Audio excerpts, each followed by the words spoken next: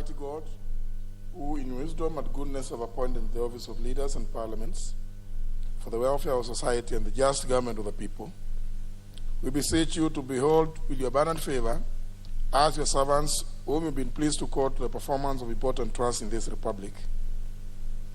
Let your blessings descend upon us here assembled, and grant that we treat and consider all matters that shall come at our deliberation in so just and faithful a manner as to promote your honor and glory, and to advance the peace, prosperity, and welfare of our country and of those whose interests were committed to our charge. Amen.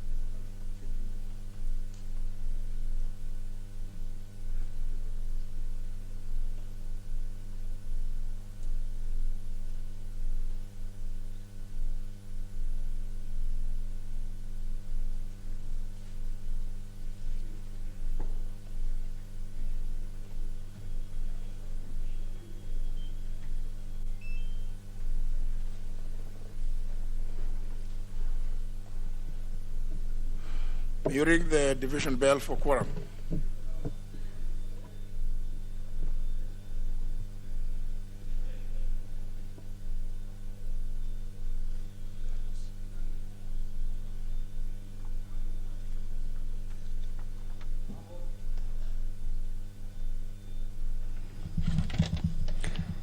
The Speaker of the National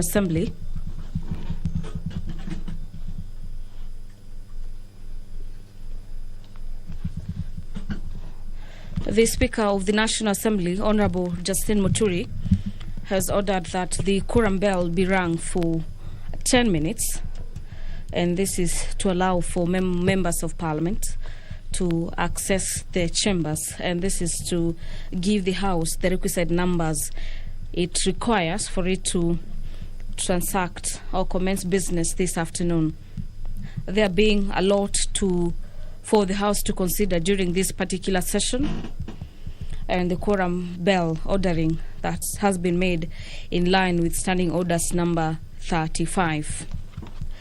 According to the current prevailing circumstances of COVID-19, the House requires at least 50 members of Parliament to be in the chambers for the business of the House to commence at any given time when the House is sitting. The member for Meru County, Honorable Bishop Kawira Mwangaza, will, pursuant to Standing Orders number 42A subsection 5, field or ask questions before the Cabinet Secretary for Sports, Culture and Heritage. The questions by Honorable Member for Meru County directed to the Cabinet Secretary for Sports is that could the Cabinet Secretary state the steps taken to establish and support talent nurturing facilities in the country, and this is in particular to Meru County. What measures has the ministry put in place to improve the said facilities in the country to international standards? What steps has the ministry taken? And this is to enhance the morale of the talented artists in the field of fine arts. Questions by Honorable Member for Meru County, Honorable Bishop Kawira Mwangaza, will be directed to the Departmental Committee of Sports, Culture and Matters Tourism. The Chief Whip in the National Assembly, Honorable Emmanuel Wangwe, has stepped out of the chamber to rally members to make their way into the chamber to allow the House commence business this afternoon. And from your screens, members of Parliament continue streaming into the chamber this afternoon with a lot lined up before the floor of the House. This being the sixth session of Parliament, ahead of the 2022 general elections that are slated for August 9th. The House has a lot of bills to consider before then, and some of the key bills that the House is seeking to dispense with is the Elections Amendment Bill, Bill number 3 of the year 2020, by the Leader of Majority. From the signal. Now for it.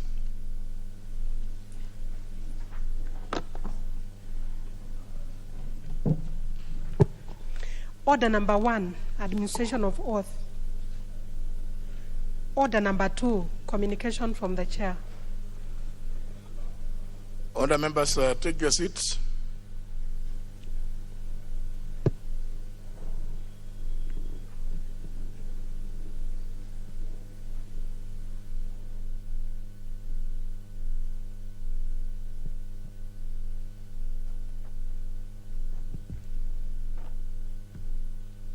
Honour members, I wish to introduce to you a delegation of staff from the Parliament of Ghana who are seated in the Speaker's Gallery. The delegation comprises of 1, Mr. Obed Apia, who is an Assistant Public Affairs Officer; 2, Ms. Nelly Abe, similarly an Assistant Public Affairs Officer; Mrs. Sharon Kinfu, Assistant Public Affairs Officer also; and Mr. Ibrahim Ansah, also an Assistant Public Affairs Officer. Honour members, the delegation is in the National Assembly on a benchmarking visit, specifically to share experiences and learn good practices on the operations of our Public Communications Department, as well as the Parliamentary Broadcasting Unit, among other areas. On my own behalf and that of the House, we wish to welcome the delegation to the National Assembly sitting this afternoon and wish them fruitful engagements during their stay in the country. I thank you.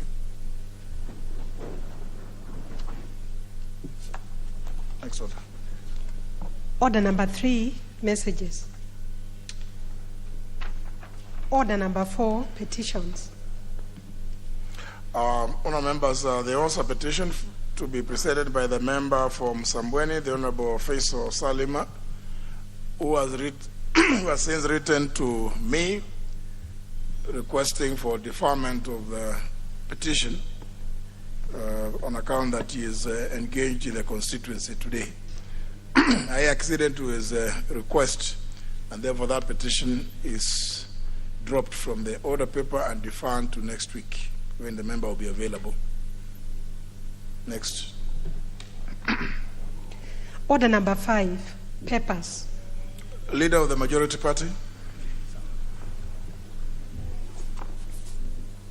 Honourable Speaker, I beg to lay the following papers on the table of the House today, Tuesday, the 22nd of March 2022. Number 1, legal notice number 32 relating to the company's beneficial ownership information, amendment regulations of 2022, and the explanatory memorandum from the Office of the Attorney General. Number 2, the National Government First Half Budget Implementation Review Report for the financial year 2021-2022 from the Office of the Controller of Budget. Number 3, the 5th Annual Report to the National Assembly on treaties ratified by Kenya from the Ministry of Foreign Affairs. Number 4, the Annual Report of the National Land Commission on enhancing land governance for sustainable development for the financial year 2020-2021. Number 5, the performance report of the Independent Policing Oversight Authority for the period January to June 2021. Number 6, the report of the Auditor General and financial statements of the Commonwealth Parliamentary Association Kenya branch for the year ended 30th of June 2018 and the certificate therein.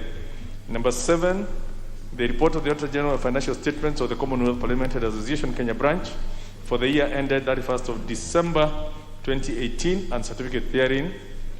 And number 8, the report of the Auditor General for the financial statements, again of the Commonwealth Parliamentary Association Kenya branch for the year ended 31st of December 2019 and the certificate therein. And number 9, the report of the Auditor General and financial statements of the Commonwealth Parliamentary Association Kenya branch for the year ended 31st of December 2020 and the certificate therein. 10, is the reports of the Auditor General and financial statements in respect to the following institutions for the year ended 30th of June 2021 and the certificates therein, and these are the Office of the Controller of Budget, the Kenya Slum Upgrading Low-Cost Housing and Infrastructure Trust Fund, the Railway Development Levy Fund Holding Account, Contingencies Fund, Equalization Fund, the Revenue Statements for the Judiciary, East Africa Tourist Visa Collection Fee Collection Account, the Kenya Shipyards Limited, State Department for Mining, State Department for Planning, Prisons Industries Revolving Fund, and State Department for Fisheries, Aquaculture, and Blue Economy. The last batch, number 11, is the reports of the Auditor General and financial statements in respect to the following institutions for the year ended 30th of June 2020 and the certificates therein. And these are Simlo Seeds Company Limited, Chemiril Sugar Company, Egerton University Investment Company, the Agricultural Finance Corporation, Rural Electrification and Renewable Energy Corporation, Dekut Enterprises Limited, Water Resources Authority, Rivertex East Africa Limited, Kenya Leather Development Council, Bombers of Kenya, Simlo Seeds Company Uganda Limited, and lastly, Lake Victoria North Waterworks Agency. Thank you, Honorable Speaker. Very well. The next, the Chairman Select Committee on National Government Constituencies Development Fund Committee, or a representative to the chair. We move on. Next order.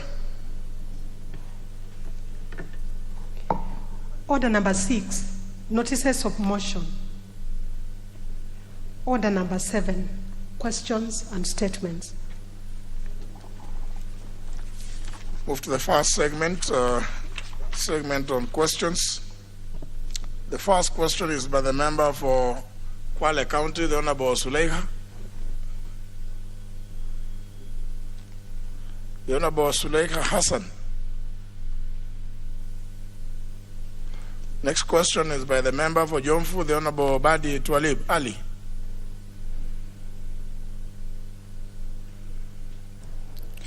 Mr. Speaker, my name is Honorable Badi Twalib Badi, not Badi Twalib Ali.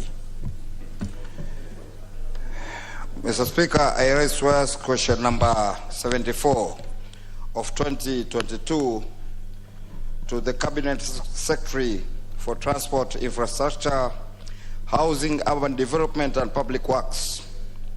Question number 1, Mr. Speaker, when will the government remit compensation amounting to 664,125 shillings to Mr. Salim Said of Maganda Village, Miritini Ward in Jomvu constituency, whose land was compulsory acquired by the government on 6th June 2015 to pave way for the construction of the standard gauge rail.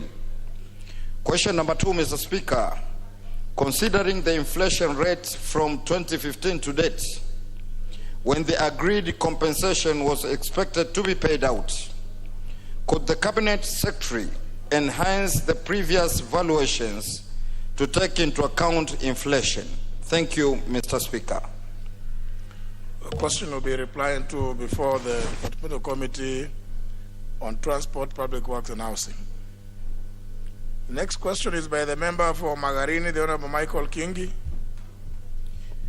Thank you, Honorable Speaker. I rise to ask question number 76 of 2022, directed to the Cabinet Secretary for Transport, Infrastructure, Housing, Urban Development and Public Works. 1, could the Cabinet Secretary list the corporate social responsibility activities, if any, being undertaken by the contractors constructing the Baricho Langobaya Bridge and Sabaki Bridge Baricho Road, meant to benefit the residents of Magarini constituency? 2, could the contractors, through the ministry, consider making infrastructural improvement to Marekezo Primary School, Baricho Secondary School, Mekatili Secondary School, and Wakala Girls Secondary School as part of their CSR? Thank you. Again, the question will be replying to before the Departmental Committee on Transport, Public Works and Housing. Last question is by the member for Meru County, the Honorable Bishop Kawira Mwangaza.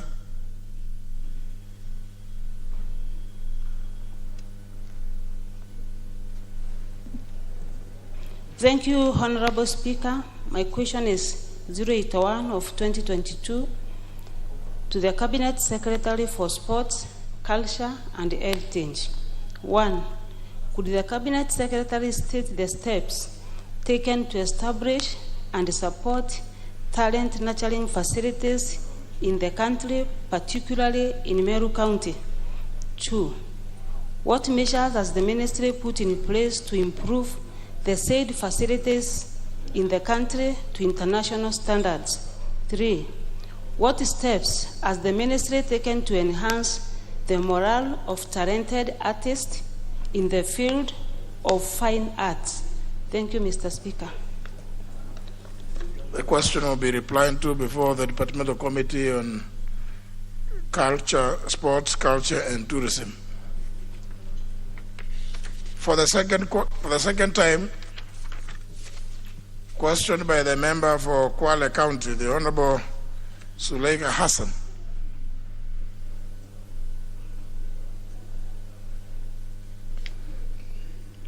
Member for Kwale County. Member being absent, not desiring to be present, question is dropped. There's no segment, there's no second segment, so move to the next order.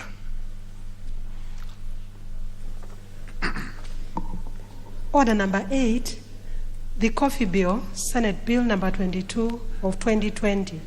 Second reading. Question to be put.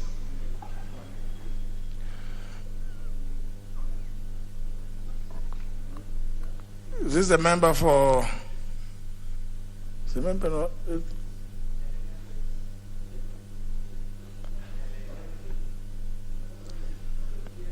The member being entertained by the member for Kibwezi West. Is that the member for Ugenya?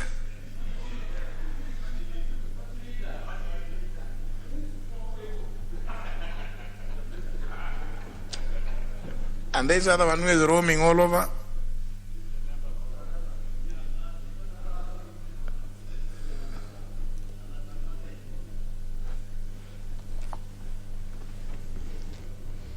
Honourable members, the debate on this bill was concluded before the House went to the short recess. What remained was for the question to be put, which I hereby do, that the Coffee Bill, Senate Bill number 22 of 2020, be now read a second time. Will as many as of that opinion say aye? Aye. Will as many as of contrary opinion say nay? The ayes have it. A bill for an act of parliament to provide for the establishment of the Coffee Board of Kenya and the Coffee Research Institute, to provide for the role of the national and county government, to provide for the regulation, development and promotion of coffee industry, and for connected purposes. Next order. Order number 9. The Elections Amendment Bill, National Assembly Bill number 41 of 2021, second reading.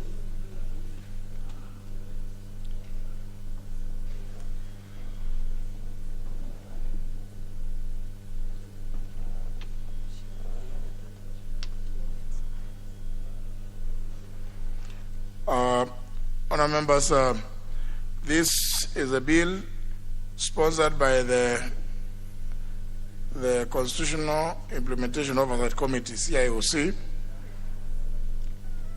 It was moved, seconded, and three contributors being the Honorable Midio Thiambo, the Honorable Akinyo Bara, and the person who was on the floor is Jogona Wanjiku, who has a balance of 8 minutes. I believe that must be the member for Kiamba, is it? Member for Kiamba, you have a balance of 8 minutes. The member has still not gotten acclimatized to knowing what time the House sits. And I'm sure he must have been informed that when the House resumes, he will be the first one to continue. Well, member being absent, not desiring to be present, he then loses his balance of 8 minutes and cannot contribute further to this bill. So any other member is at liberty to contribute. And I see from the request, the Honorable Dan Manso, member for Makueni. The Honorable Dan Manso, member for Makueni.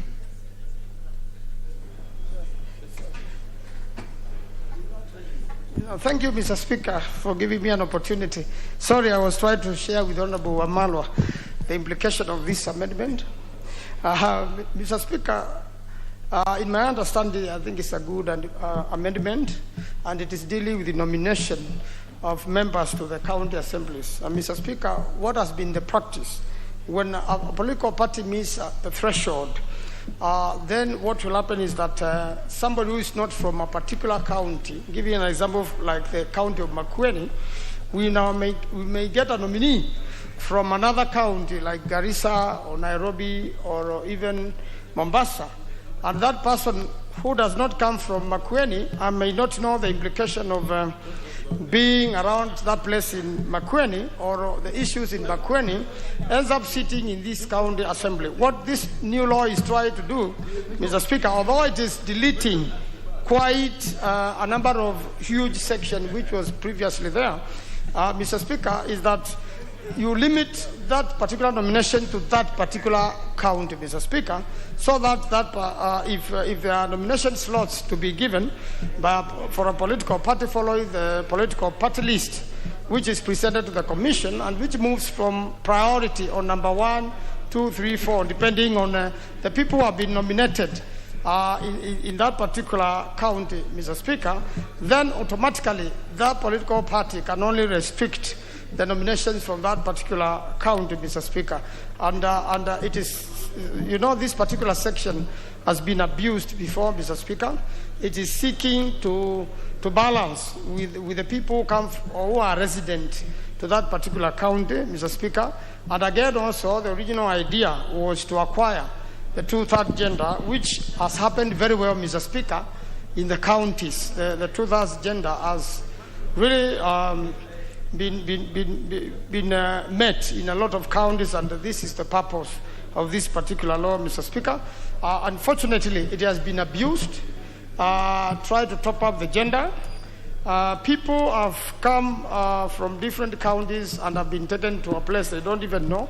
The people there don't know them, and they have to learn living with them, and they have to learn the issues of that particular area, and therefore, so that they can be effective to the county they are going to be.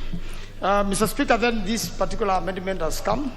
In my opinion, Mr. Speaker, I think it's a good amendment by the Honorable Kioni, and I think it will serve purpose. It will improve our county assemblies. It will improve the nomination process so that patronage, Mr. Speaker, it does not become the order of the day, and that there could be the people in the particular area, Mr. Speaker, can be served fairly and can be able to see their own people probably topping up the gender or people with disability, or Mr. Speaker, or also special interest groups can be taken care of very well through the nominations to the county assemblies by a political party. Mr. Speaker, I support, and I think is a great amendment. I'm sure that particular committee has thought of it very carefully. And Honorable Kioni, who I can't see in the House today, most probably is doing the campaigns, I believe meant very well for the nation, and is going to make changes which are going to be positive, and that particular section of law will not be abused by political parties any longer. I am sure, and I'm aware a lot of people in politics are waiting for that particular moment And while they are assisting in politics or happen to be very good friends with the political party leaders or influential people in a political party, their misconceived ideas are going to be curtailed by this law, and so that only the deserving people get the nomination and in a straightforward manner and can be able to serve their people right. I thank you, Mr. Speaker. I do support.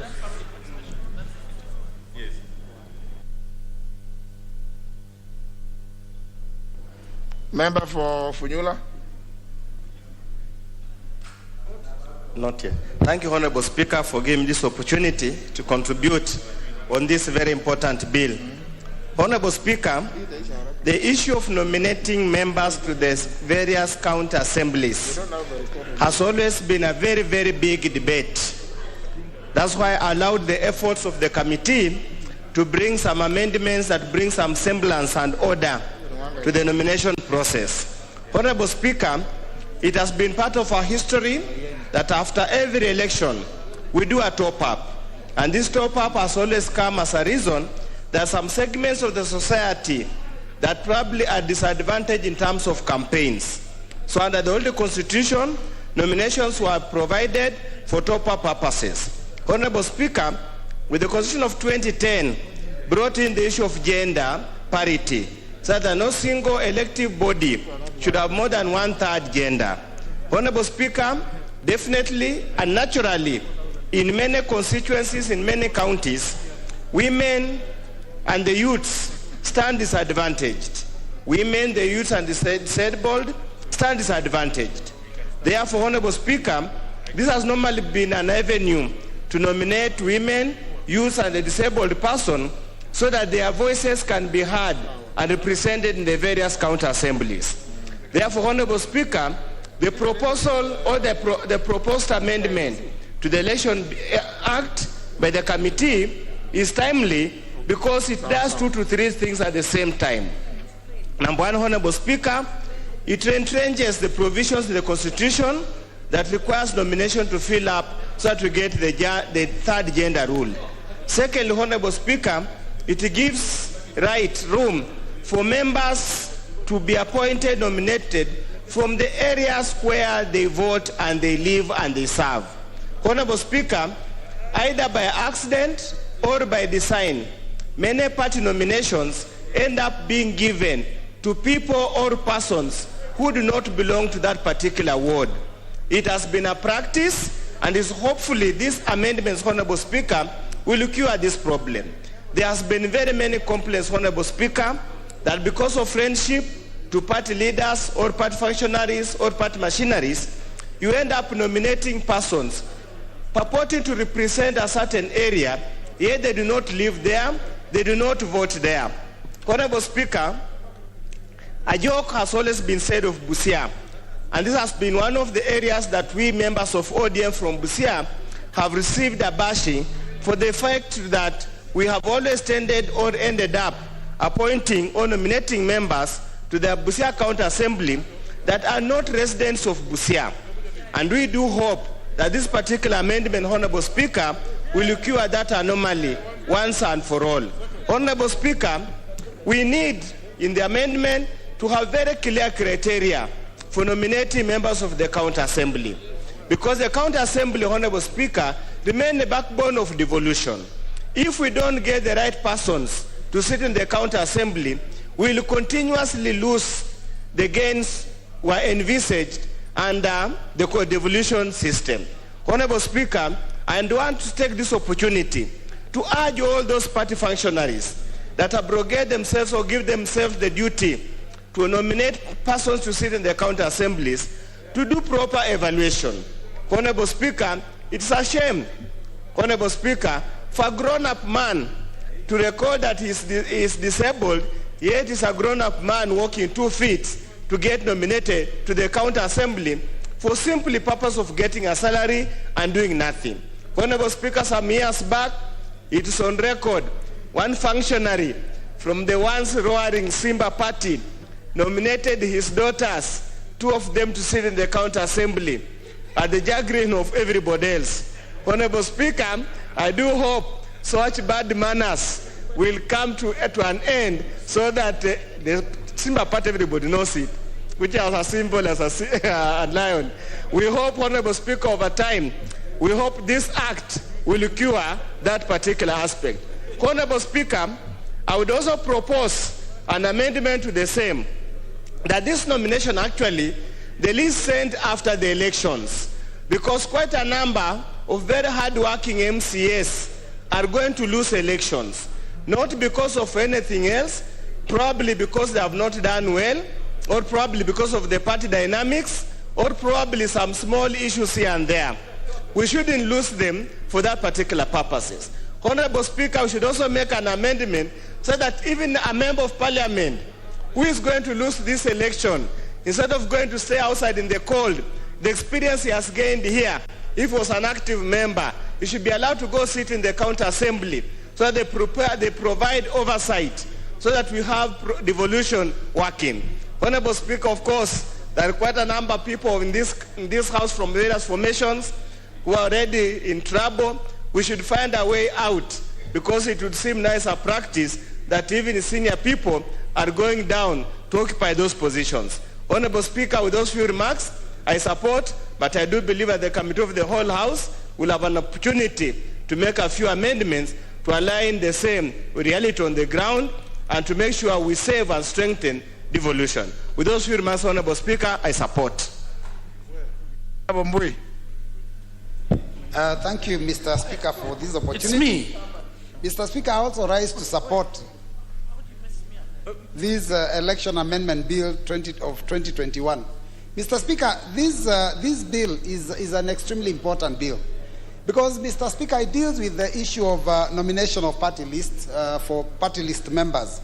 And, Mr. Speaker, what happens is that we are supposed to ensure that the houses, representative houses of parliament and also our assemblies have all cadre of representation. In other words, we are supposed to have women, we are supposed to have youth, we are supposed to have people living with disabilities. And this new amendment proposes also that we be considerate of region. Mr. Speaker, the proposal that has been given in this amendment is that for someone to be nominated to be an MCA in a certain county, they must be a registered voter in that county. And Mr. Speaker, it makes sense because when you look at the responsibilities that are assigned to a member of the county assembly, just like a member of parliament, is oversight, representation, and what is the third one, Mr. Speaker? Anyway, and oversight, representation, and legislation. Now, Mr. Speaker, it is difficult for someone to be nominated to a county which is not their home county and purport to be representing the people of that county. It doesn't make sense. Mr. Speaker, it also doesn't make sense for them to be legislating on behalf of people that are not from their region. If you are nominated to a region that's not your region, you don't even know the problems of the people. So what kind of legislation are you going to bring abroad in that assembly? So generally, I think what would happen is that such individuals would just draw a salary for 5 years and be a nuisance. Mr. Speaker, we also have to understand that there has to be cohesion. And there's also a lot of dynamics in our county assemblies. When you bring in a stranger to an assembly, a person who doesn't speak the language, a person who does not connect with the people, really, Mr. Speaker, when the dynamics of that county are occurring, that person is not going to be able to contribute anything. So, Mr. Speaker, I think this is a logical, very, very logical amendment to the Elections Act, and I support it, and I would like to urge my fellow colleagues to support it. Of course, Mr. Speaker, there are also other issues that we've noted in the issue of elections. For example, these party lists are presented before elections. And my colleague has just ably put it, that sometimes there are people who should be considered for nomination to be in those party lists. But because they had already declared to be candidates, they are knocked out because this list goes before the elections. So, Mr. Speaker, maybe going forward we might consider amending the Election Act to also ensure that those people that lose out in the party primaries, for whatever reason, can also be considered at a later stage. Otherwise, Mr. Speaker, I support. Thank you for the opportunity.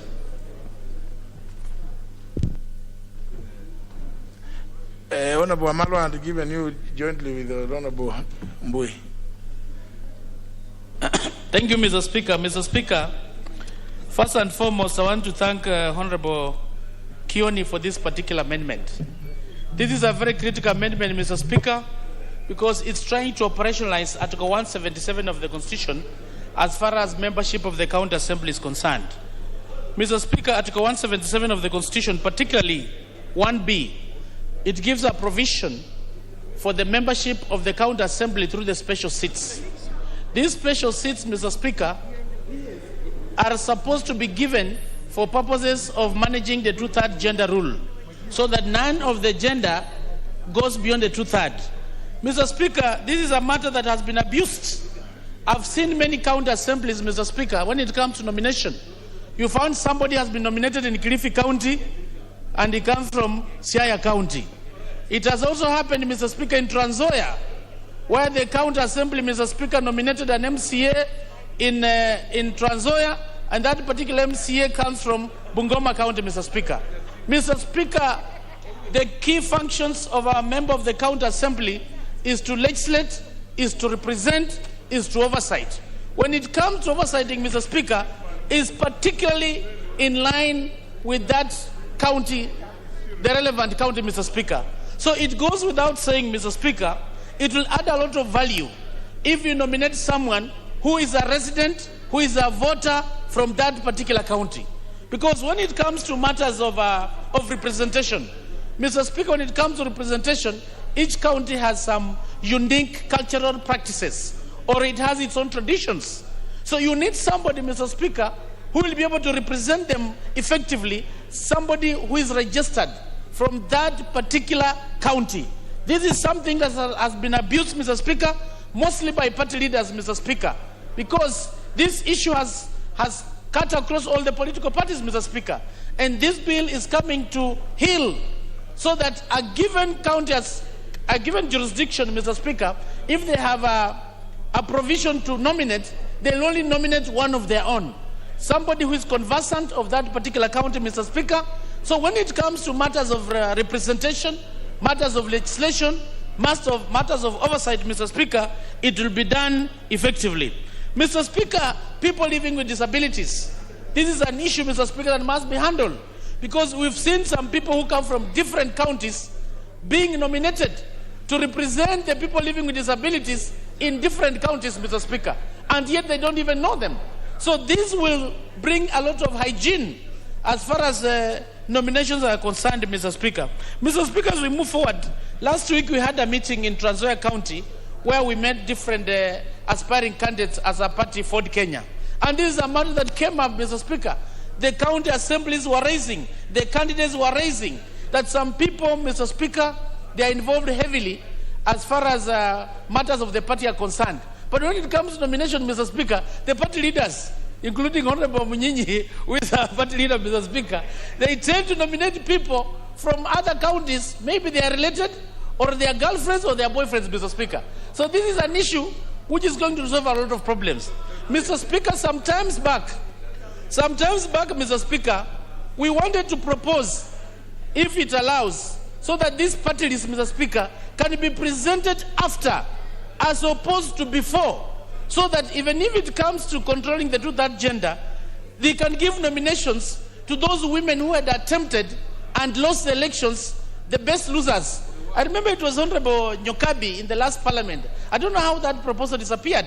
If we can find a way, Mr. Speaker, and be able to amend, if you allow, if it's not going to be significant, we amend when it comes to the committee of the whole house, so that if possible, the party list can be presented afterwards, so that political parties can also reward, particularly those women who attempted to run in the elections and they were the best in terms of losing.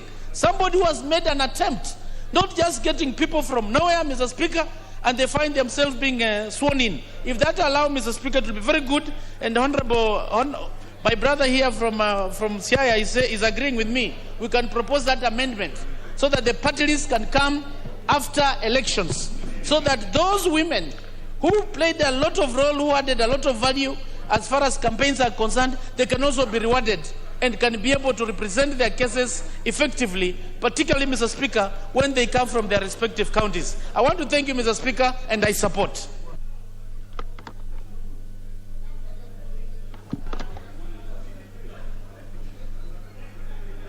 Member for Ugunja.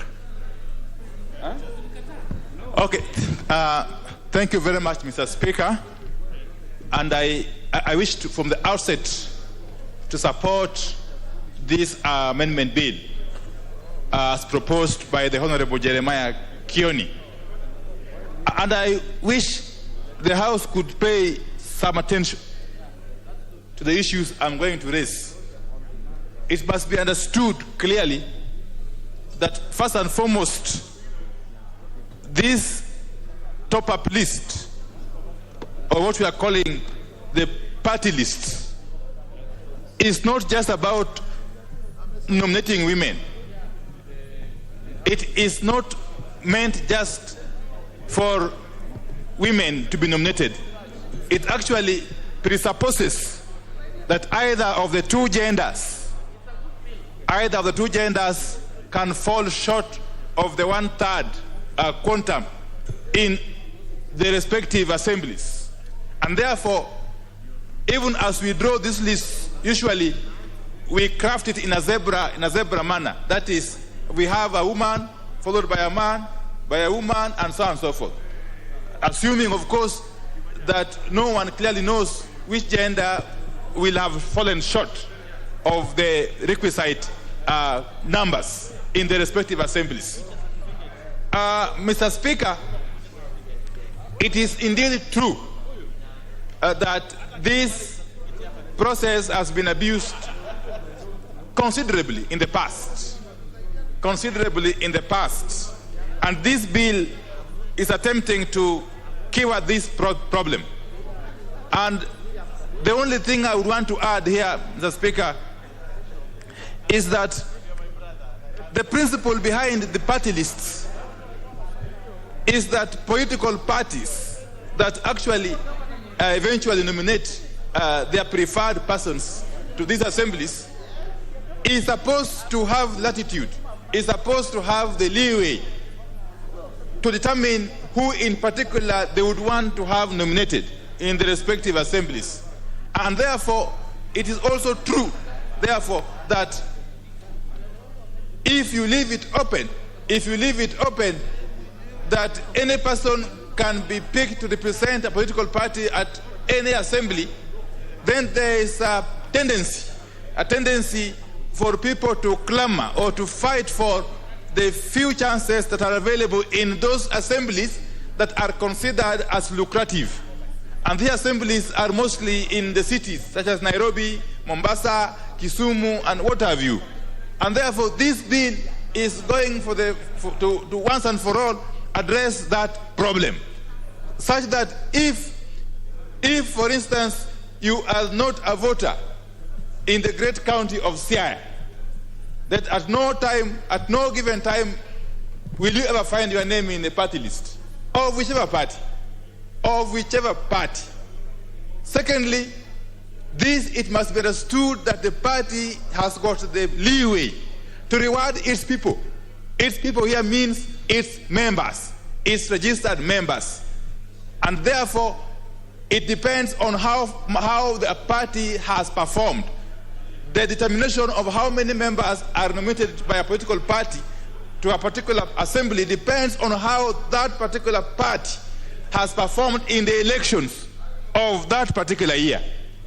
And for instance, therefore, if you have a party like my friend Honorable David Ochieng, I don't know where he is, if you have got a small party such as Honorable David Ochieng's party, and you end up getting a 0 seat, you end up not getting any word under your leadership in the elections, then it follows clearly that you are not entitled to nominate any single person to the assembly of Siaya or any other assembly for that matter.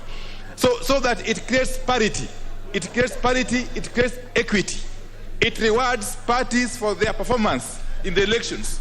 It also rewards individuals who belong to those parties for the good work they've been able to do in those parties. And that's why I also agree with the proposal being put forth by my colleagues, the Honorable Manzo and Honorable Omalwa, that if it were possible, of course we can still effect that through legislation.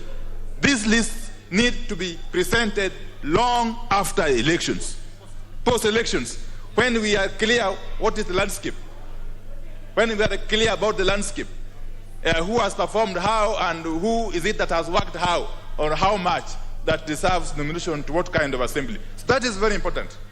But finally, Mr. Speaker, I think it's also important, even as political parties present their nominees or the list of nominees to the IBC, that we use that opportunity to enhance the capacity of the respective assemblies.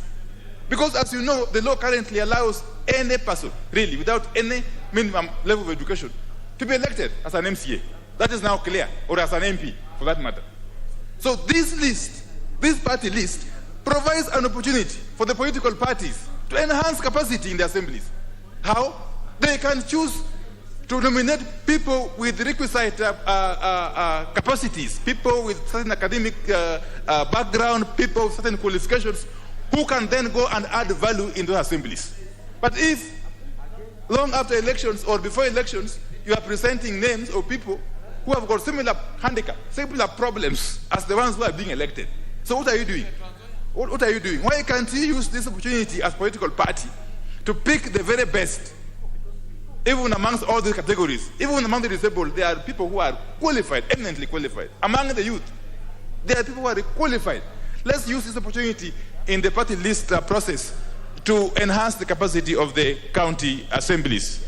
Finally, Mr. Speaker, I'm glad that we are addressing this, we are discussing this bill, we are debating this bill early enough.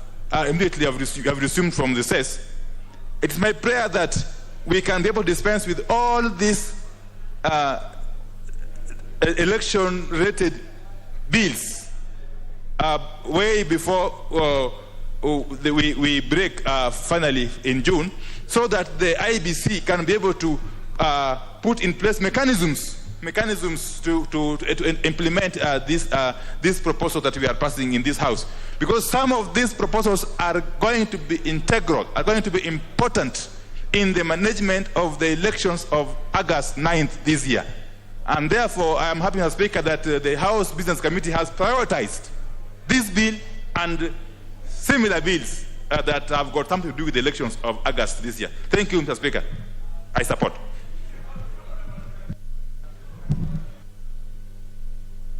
Honorable Russell, you have put praised an intervention. Thank you very much, Honorable Speaker. Honorable Speaker, I rise under Standing Order 95. Considering the mood, and also the speakers are unanimous about this particular single amendment to the election bill. For that reason, I want to request the mover be asked to reply so that we move to the next bill, which is also about election. Thank you, Honorable Speaker. Well, honour members, you and the member for Saku, the Honorable Russell, rise in his place and claim that the mover be called upon to reply. I've seen some murmurs from some of you. I have no way of knowing whether that is the mood, unless I get it from yourselves. I'm sure many of you now remember the famous words of Speaker James Lentho, spoken on the 4th of January 1642. So, honour members, I put the question, which is that the mover be called upon to reply. Will as many as that opinion say aye? Will as many as of the contrary opinion say nay? The ayes have it. The ayes have it. Mover, Honorable Ntoimaga. Thank you, Mr. Speaker, for giving this opportunity. Mr. Speaker, I want to, on the outset, to thank all the members who contributed to this bill, amendment bill, that they have really done what is necessary to ensure that the bill is debated well and also to be considered for passing. I also want to thank the committee members who worked tirelessly to ensure that we visited several stakeholders and got the necessary information and also inputs on the bill. Thirdly, Mr. Speaker, I also want to appeal to members. Now that we are almost towards the tail end of our session here, and there has been a problem of quorum, I just want to appeal to them that this is a very critical bill, amendment bill.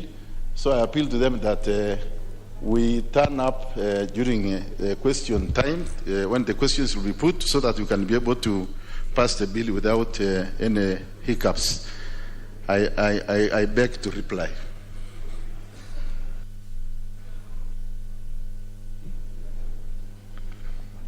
Other members,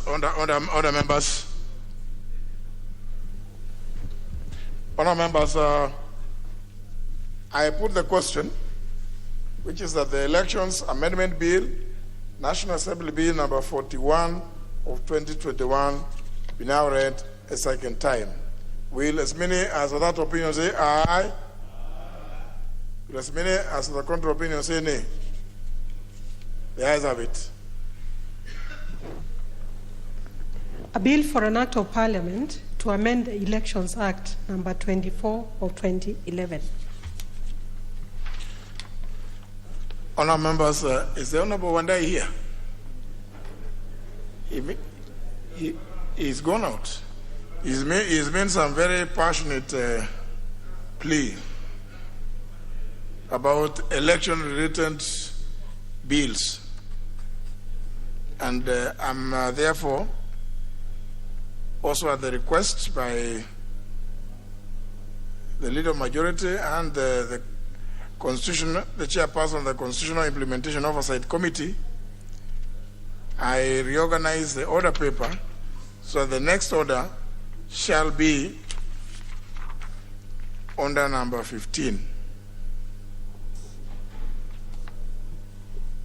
Next order. Order number 15, the Election Campaign Financing Amendment Bill, National Assembly Bill number 37 of 2021, second reading. Honorable Ento Imaga. Thank you, Mr. Speaker. Mr. Speaker, I rise to move that the Election Campaign Financing Amendment Bill, National Assembly Bill number 37 of 2021, now be read the second time. Mr. Speaker, the bill seeks to amend the various sections of the Election Campaign Finance Act 2013, number 42 of 2013, in order to align its provisions with the Election Act 2011, and further proposes amendments that will enable its full implementation. The bill seeks to repeal the provisions of the Act establishing the expenditure committee that is established by a candidate, political party, or a referendum committee for purposes of regulating spending by a candidate or political party or a referendum committee during the election period on a referendum campaign period, as the case may be. The committee observed that public funding of political parties alone cannot sustain campaign requirements of political parties, and the candidates, thus, it was necessary for candidates and political parties to raise additional funds for political for campaigns privately.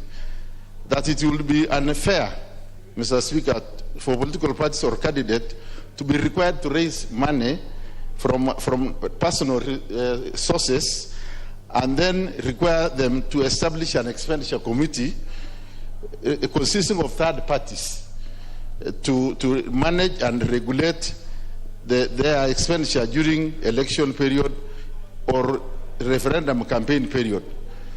The bill proposes to repeal the political party expenditure committee, the independent candidate expenditure committee, and the referendum expenditure committee, respectively.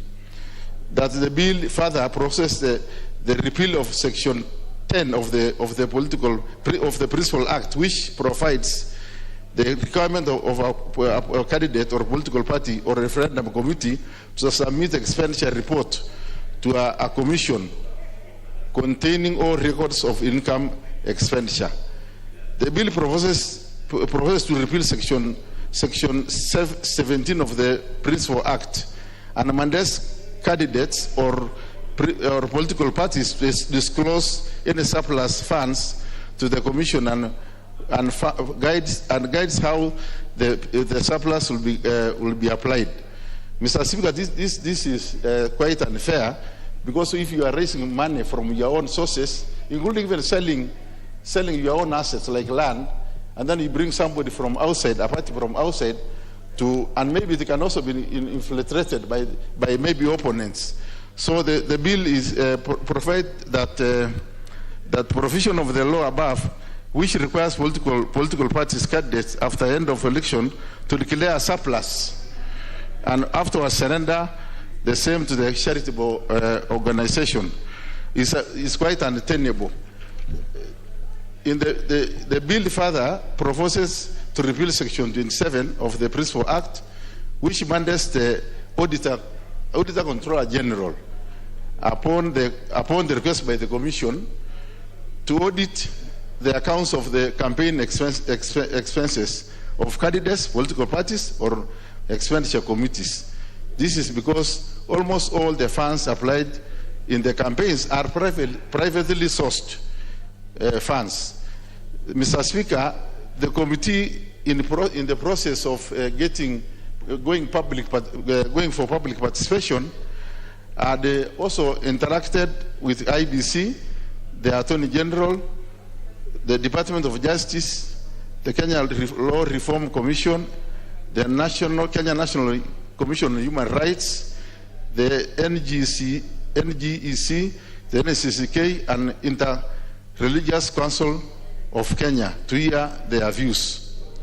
The committee also had diverse dates, undertook the hearings on the bill in the counties of Nairobi, Nyamira, Bungoma, Homa Bay, Busia, Embu, Kirinyaga, Meru, Laikipia, Kilifi, and Kwale. Mr. Speaker, the Kenyan political environment requires that a candidate or a political party ventures into elective politics should source for and have sufficient resources to sustain the campaigns. In most cases, the candidate is required to raise the funds from their own personal sources. These sources have involved sale of assets like land by candidates in order to raise enough resources for the campaigns. It therefore becomes hard for candidates who has disposed all his assets, for example, to be required to establish an expenditure committee consisting of parties or persons who may not be the same ideals to manage the funds. So this amendment bills goes along to amend those sections and also to assist in ensuring that the committees that are meant to oversee the expenditure are actually removed from the Principal Act. Therefore, Mr. Speaker, with the competitive political environment, the risk of infiltration and undue influence from members of the candidate or political party or expenditure committee by opponents in thus breaching the mistrust between such candidate or strong political party and the expenditure committee members. So, Mr. Speaker, I don't want to dwell much on this. I want to, I beg to move and request my deputy, Honorable Kaluma, to second. Honorable Kaluma, campaign financing. Yes, I thank you, Honorable Speaker. I stand to second the chair in moving the election campaign financing amendment bill, National Assembly Bill of 2021. Honorable Speaker and members, only two issues. This law is required to go into force beginning this election. And what it requires is that from the time of party primaries, what we call nominations, to even the time of elections, the political parties, the referendum committees, all candidates of political parties and independent candidates must form what is called an campaign expenditure committee, to which they should give all the money they should be using in the elections. Honorable Speaker, a short while ago there were regulations which were brought, which were nullified by this Parliament on the recommendations of the Committee on Delegated Legislation. But these still remain in the substantive law, and if we do not act on them, Honorable Speaker, they will be required to enter into force beginning this nominations, which is why it is very urgent. What we propose to do under this bill, honorable members, is to delete those requirements being imposed on all candidates of parties, on all political parties, and the referendum committees, whenever they are, to form those expenditure committees. And the principle, honorable Speaker, is just one. The campaigns for the political parties and even the campaigns of independent candidates, the political party candidates, are not being funded by the state. So they are not, public funds to be required to be given. Honorable Speaker, if we were to allow this bill to enter into force, and I'm happy it has become impracticable, it would mean I just time the expenditure committee of my opponent, buy them out, and they disappear. So these monies are an individual's money. This law, in the manner it is crafted, is infringing on the right to property, including how you handle your money. We are not, Honorable Speaker, removing the requirement that an individual can disclose, if required by IEBC, the accounts from which you are drawing funds. An individual must state the capping limits in law. We are not enforcing them, but we are making alterations also on the requirement that these expenditures be audited, because the Auditor General, in terms of the constitutional mandate, Honorable Speaker, is to audit public funds, not private funds. We are saying that we are removing these expenditure committees because the bill, though seeking accountability, is based on the US law, where particular candidates, particularly presidential candidates, are funded by the public coffers. Honorable Speaker, those are the things we seek to do. We are securing accountability. We are now leaving it to the IEBC if they want to put in the Electoral Code of Conduct a requirement that you disclose your accounts and of course, to oversight it in the manner they can. The other reason as to why this law, Honorable Speaker, has been impracticable or impossible to enforce is that if you look at the number of candidates we have, even at this level, and this I'm addressing to Kenyans, if you look at the number of candidates, even at the level of party primaries and nominations, they are in thousands and thousands and hundreds of thousands. And this is in respect of all political parties. Can our Office of the Auditor General, go auditing all of them? But number two, even if with their skeleton staff they were to do so, is it public funds they are engaging in? So we're just deleting those requirements of expenditure committee, but the accountability measures, the financial caps for campaigns are still there. And with those few comments, Honorable Speaker, I beg to second and I ask the members to support this so that we can expedite and cleanse that environment. Thank you, Honorable Speaker.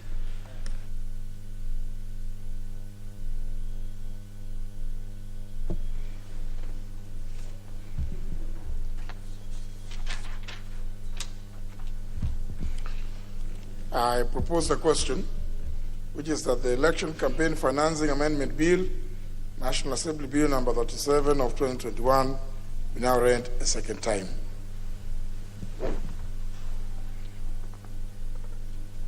Member for Kabuchai.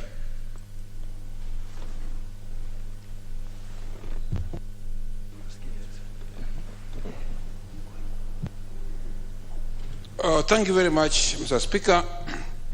To give my views on this very important particular bill. Mr. Speaker, when we make such decisions, we must first differentiate between public funds and private funds. When one looks for his money, Mr. Speaker, and wants to run a campaign of his own, Mr. Speaker, those are private funds. Mr. Speaker, in Kenya, we do not have a central pocket where all candidates go and draw money to use to campaign. Mr. Speaker, if there are countries where they contribute for you, then after the campaign, Mr. Speaker, you must declare what is balancing. Mr. Speaker, again, the law, the bill does not understand or recognize that even we have losers, Mr. Speaker. Mr. Speaker, when you lose and you have run and you lost, Mr. Speaker, when they want to come and audit you, say, declare how much. Mr. Speaker, one, you are paying for with lack of money. You have lost money, Mr. Speaker. And again, they want you, Mr. Speaker, to declare even what is left from your committee. Mr. Speaker, as one puts it very clearly, one does not need rocket science to finish you, Mr. Speaker. He only comes and buys your committee. And then your committee will run away with the money, Mr. Speaker. This will bring more problems than can manage. And as well, Mr. Speaker, this is tedious. It is tedious because when does this law begin to work, Mr. Speaker? Does it work before nominations? Does it work after nominations? If it's before nominations, Mr. Speaker, we have thousands of candidates running from MCS to members of parliament to governors, women reps, even the president, Mr. Speaker. We cannot, the office does not have enough staff to put right every candidate and how much one should run, Mr. Speaker. So according to me, Mr. Speaker, I think this is not right.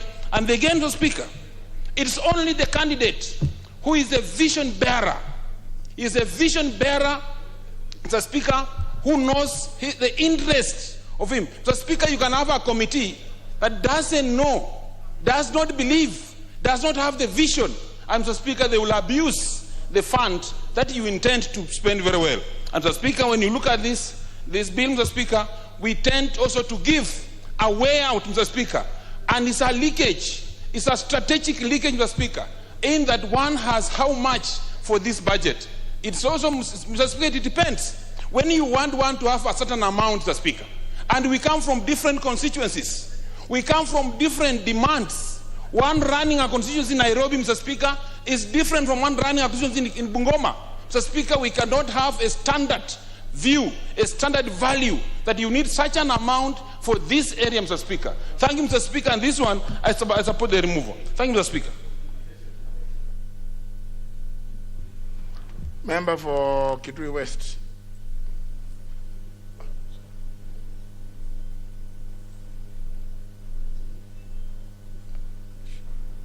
Member is not there. Honorable Kimunya. Majority Leader. Yes, thank you, Honorable Speaker. Honorable Speaker, I stand to support the committee on this bill, which is not only very important but very timely, especially given the season we are in and the contradictions we have, that we have a law but we don't have regulations. And we all know the history of that issue is IBC seemed to have delayed in bringing the regulations, and when they brought them in the wrong way and the wrong format.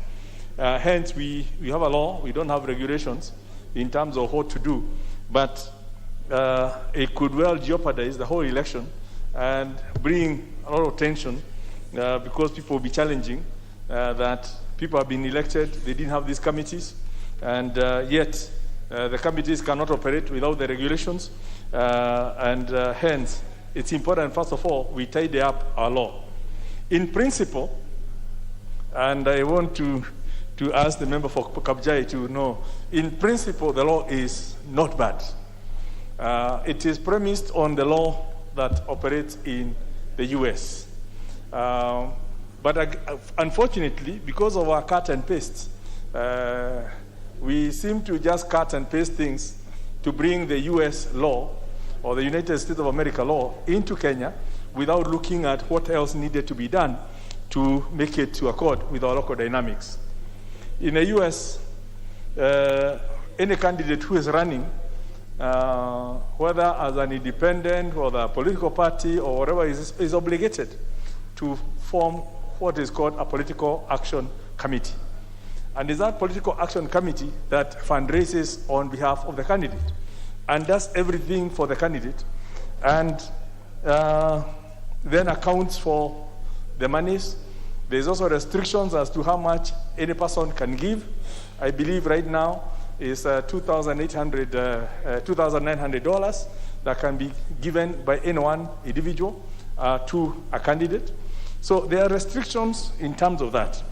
And when that money is pulled together, you then use it for all manners to do with your campaign, except for personal issues, which means you can't buy your suit because you need to appear as a candidate and say, people have fundraised for me. You can't, there are some limitations as to what you can use on that money. And contrary to what we have provided in our law, that account is never closed until you stop being a candidate. So even if you lose an election or win an election, so long as you're still desirous of running in the next election, you can continue keeping that committee. Now, unfortunately, in our situation, we had thought after an election, within 3 months, you must close this account and give the money to youth activities. Now, what has my fundraising got to do with youth, women, and disability activities? You know, it doesn't make sense. And that's what I'm saying. In our cut and paste, we never thought about some of these things. Because when people are fundraising, they'll be fundraising on a certain issue. If I'm fundraising on issues to do with Kipiperi, it's a potato growing area. I want people to see that if you help me, I'll help you agitate for potato issues. Or, for example, a certain governor in Mombasa might be looking at the blue economy. I have Kipiperi Mountain, I'll be looking at climate change. So, if I fundraise money to then agitate for climate change, then you tell me that after 3 months, that money should go to youth, women, and issues of disability. It will be a con, it will be a fraud on the people who actually gave money of climate change issues in Parliament when the money is directed elsewhere. So it's a timely thing that much as this has been occasioned by the need to synchronize and regulations, or the absence of regulation and the operation of the law, that it also gives us an opportunity to sit back and say, yes, we need a law that will control electoral financing, because we also don't want people receiving their money from some terrorist organizations or some undesirable activities that happen in the streets at night. Because we're still a morally upright society. We want to know where you're getting your money from and what issues, because whoever pays the piper is likely to call the tune when the person gets into the house. But that does not necessarily mean we do it the wrong way. And hence, I see this as an interim thing. We clean up, we go back to default settings, and then we sit in the next house early enough for those who will be lucky to be here, and now look at what we need to do with our electoral financing. What mechanisms do we need to put in place? How do people fundraise so that, because also it's an important thing. We need to encourage the Kenyan people to fundraise for their candidates. Right now, as a candidate, you fundraise for the people. You are forced to pay into every harambe, to buy a cooking pot for every area, to buy a tent for every area, yet the people want you to represent them. Yeah? So the people don't own you. You seem to own them, or you have bought them through the whatever gifts you've given them. And I think when we continue on that basis, we will never get rid of corruption, because we start corrupting our electorate through the demands they make of us. In the developed countries, it's the people who promote you to be a candidate, and they fundraise for you. They ensure that at some point they're even taking some students now to school to try to train them to become future leaders and politicians, and then they support them so that you then know you belong to the people. They have sponsored you, they have a stake in you.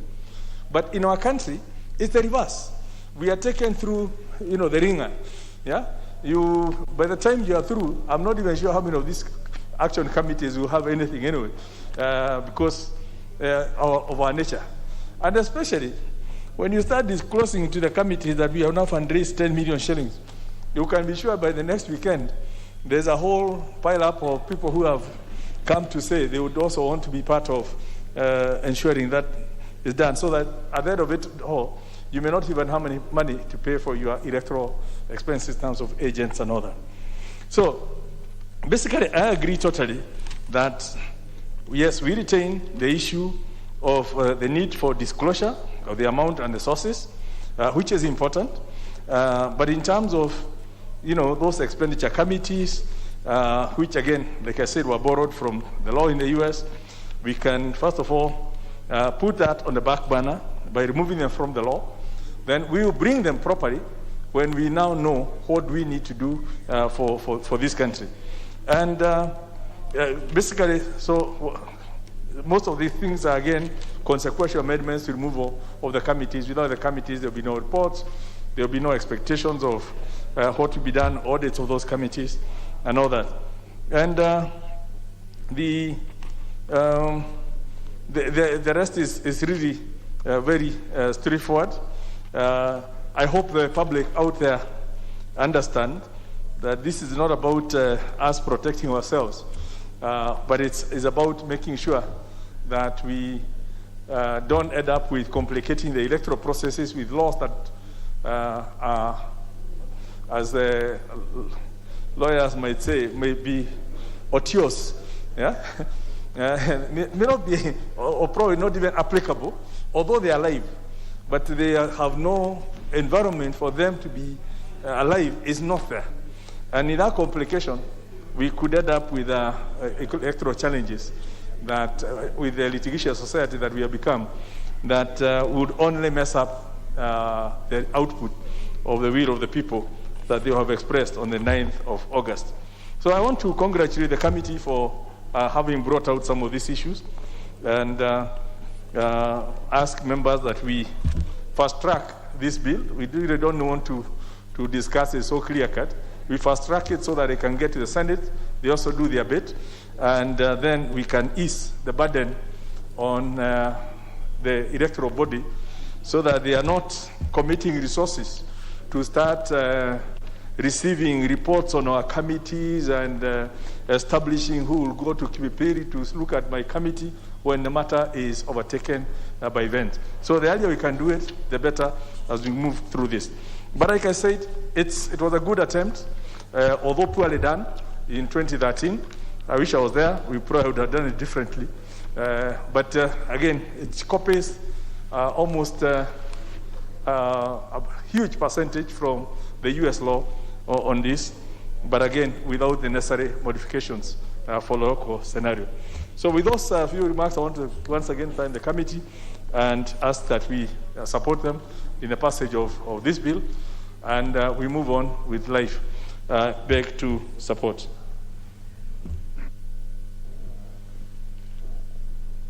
Member for Arienda.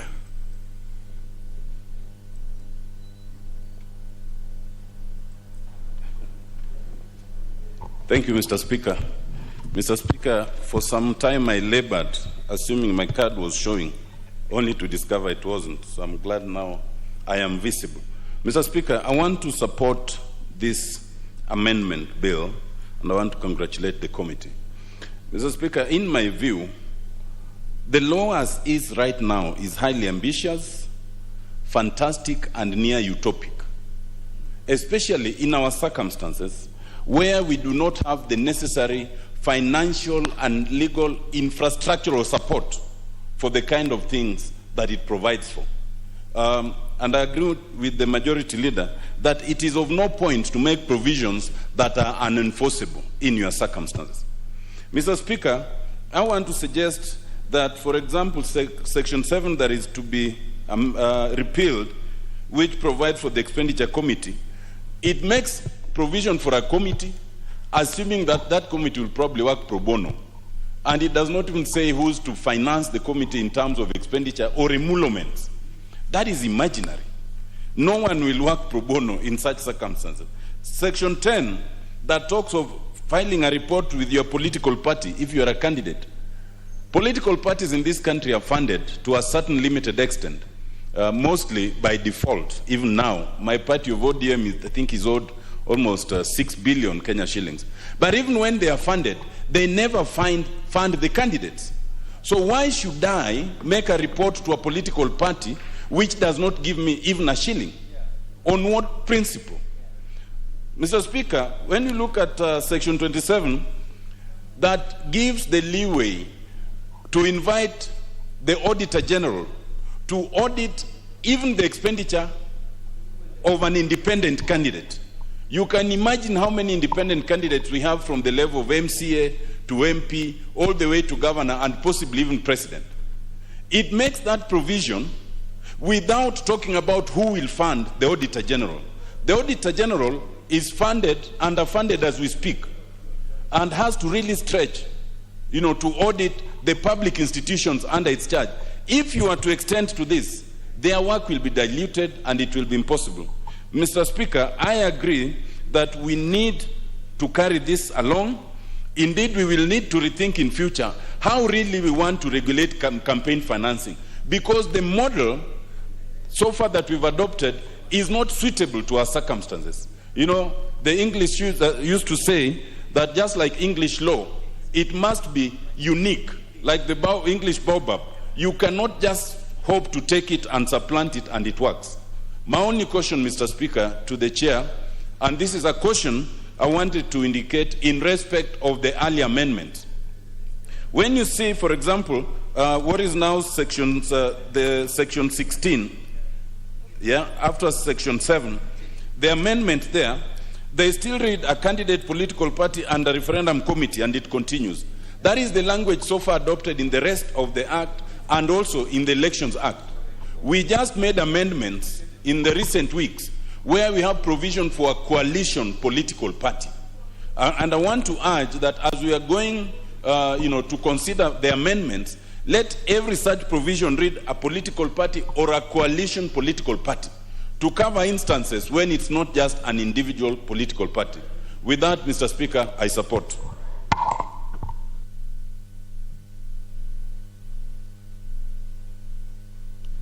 Member for Kitui Central.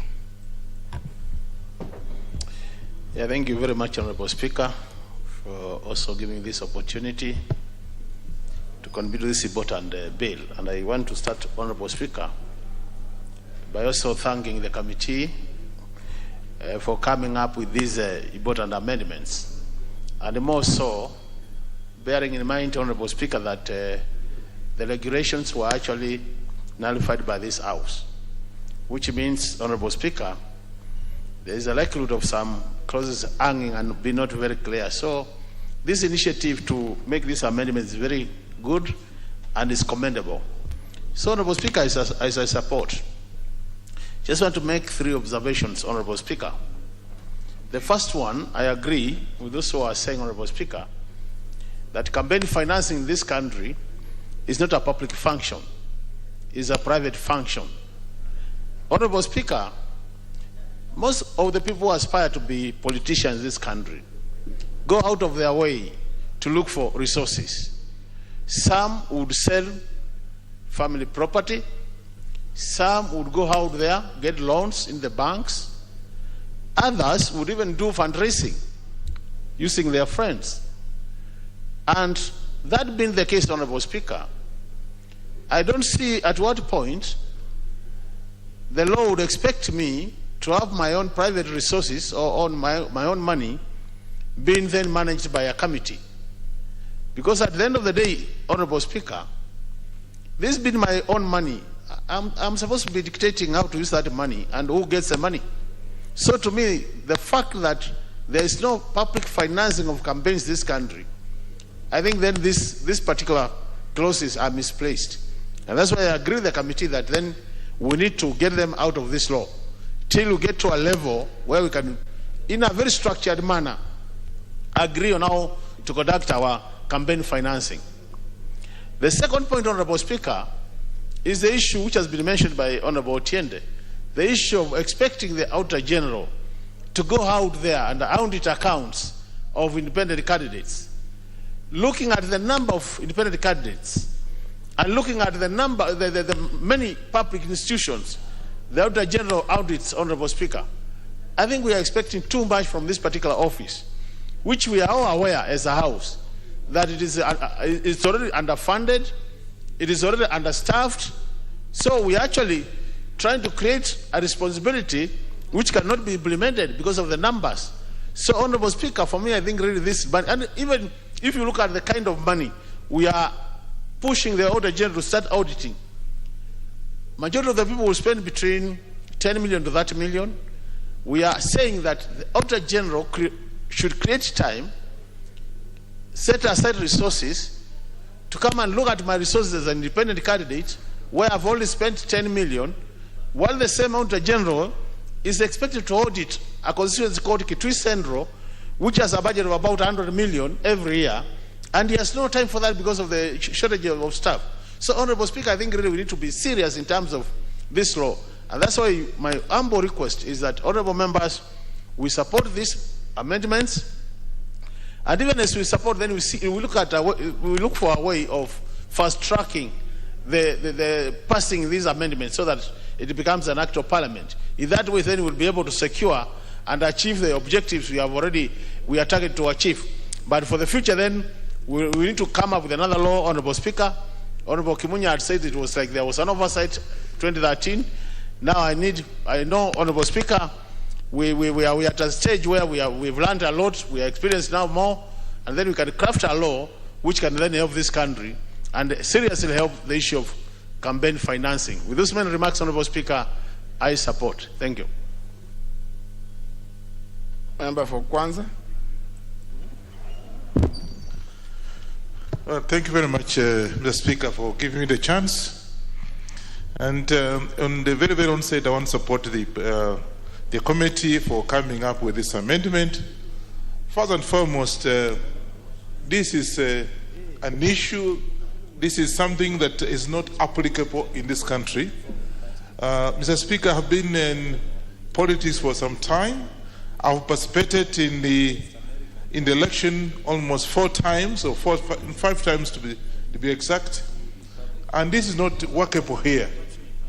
I think whoever was proposing this, to me, is somebody who does not know what is happening. First and foremost, Mr. Speaker, the proposal here and the amendment that has been made, to me, is quite inadequate because campaign funds in this country are private. I look for money.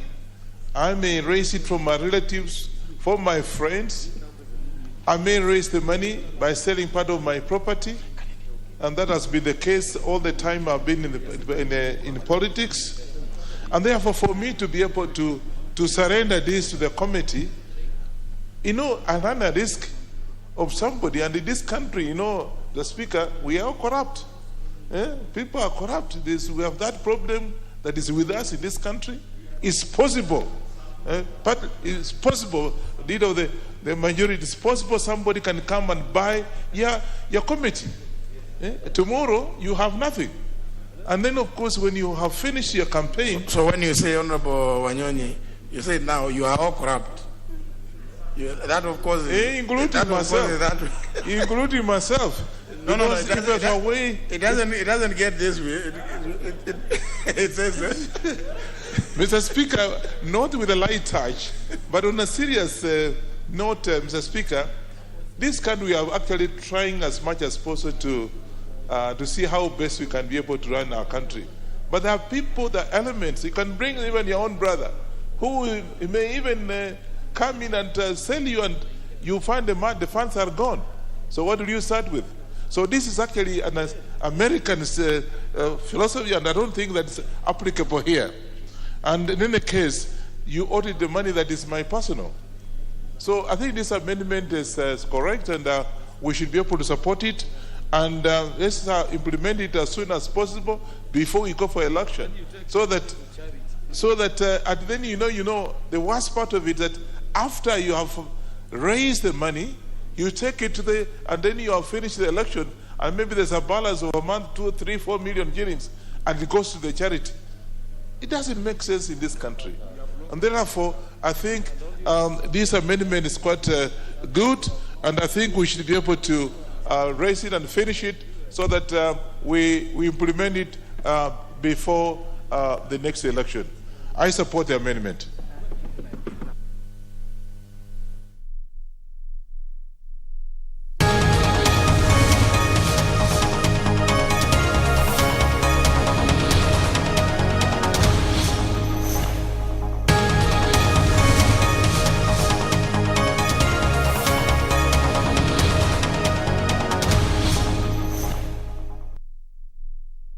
To everyone in this country, and people live in the counties, and that is where, in the counties, that is where people really get service delivery, Honorable Speaker. Now, when we look at also the proposition of this bill, is that the national government is supposed to actually look for mechanisms of raising revenue, but if there's any shortfall, then the shortfall is not borne by the county governments. And this is a plus because it will ensure that the national government is really looking for ways and means of ensuring that there is money that will eventually go to the counties. Because when it